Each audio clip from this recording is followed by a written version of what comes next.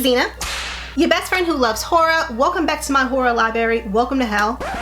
Just kidding. Today we're going to be talking about comedy horrors because, you know what? I realize that's one of my favorite subgenres. With that being said, I'm going to be sharing with you guys my top 5 comedy horrors. But before we jump into that list, please make sure that you guys hit the thumbs up, so then that way you're giving me a thumbs up because you love me. And even if you don't love me, you should. So you should give me a thumbs up.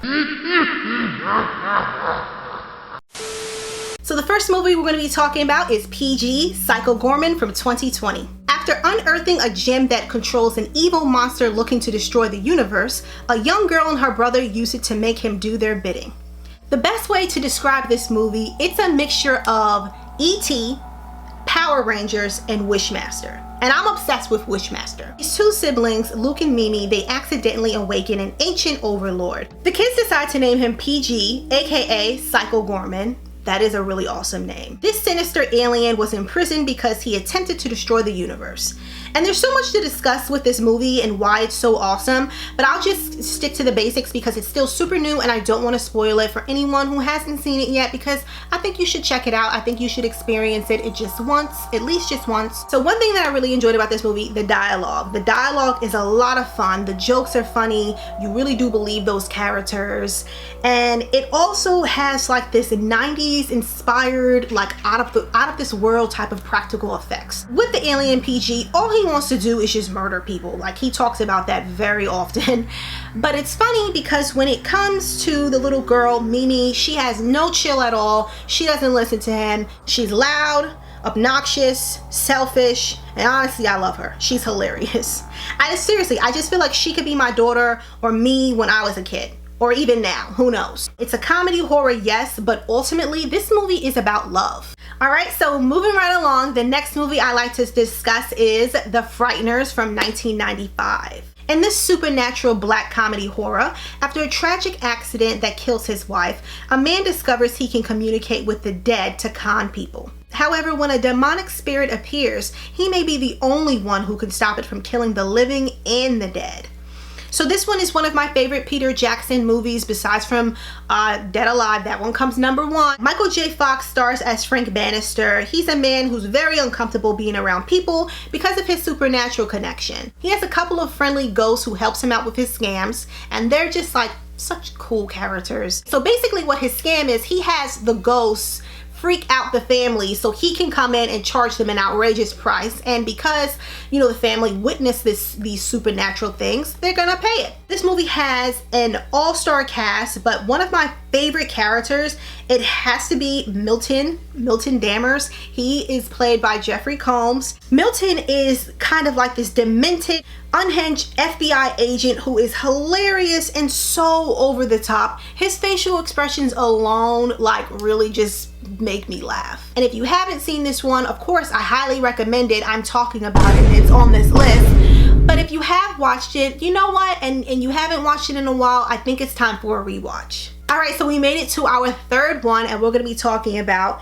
Phantom of the Paradise 1974. A disfigured composer sells his soul for the woman he loves so that she will perform his music. However, an evil record tycoon betrays him and steals his music to open his rock palace, the Paradise. When it comes to over-the-top movies, we have those, and then we have Phantom of the Paradise. This one is a rock opera within a rock opera. If you haven't seen it, it's very loud, bright, fast, funny, and honestly, the music, it's still a bop to this day. You know, with the story, you may be a little bit confused as things start to unravel, but you know, they'll start to make sense as this film continues. This movie references a variety of well-known stories and films such as Frankenstein, Phantom of the Opera, Psycho, The Godfather, and many more. But just a heads up, this movie is definitely not for everyone.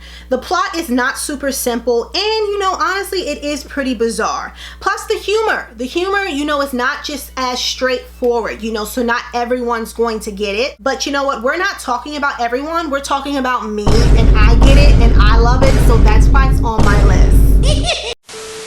Next up, we're going to be talking about Tucker and Dale vs. Evil 2010. Two scruffy pals' backwoods vacation takes a bloody turn when ignorant college students mistake them for a pair of murderous hillbillies. When it comes to the premise of Tucker and Dale, I just feel like it's such a cool premise, you know, and then it also has such a strong message, and that is don't judge a book by its cover. And that's something that I feel like you should have learned by the end of the movie. Like, you shouldn't be doing that anyway. I would think that acting in a comedy horror, it can be difficult, you know, to pull it off, but these two, they did like a great job. I won't spoil this for anyone, but two of my favorite scenes that I'll just tell you what it kind of involves without giving away too much. The first one, it involves bees. And then the second one, it actually involves a wood chipper. All right, guys, so we made it to the final movie, and I'd like to talk about Dead Heat, 1988. A cop and his undead partner must chase down the diabolical villain who killed him. This is a fun comedy horror with zombies, and it's kind of like 48 Hours meet The Terminator and Return of the Living Dead. I recently found out that, you know, some people refer to Dead Heat as a bad movie. I know that we all have our opinions, and, you know, it's fine, but you're wrong. What? That's right. I said it. You're wrong.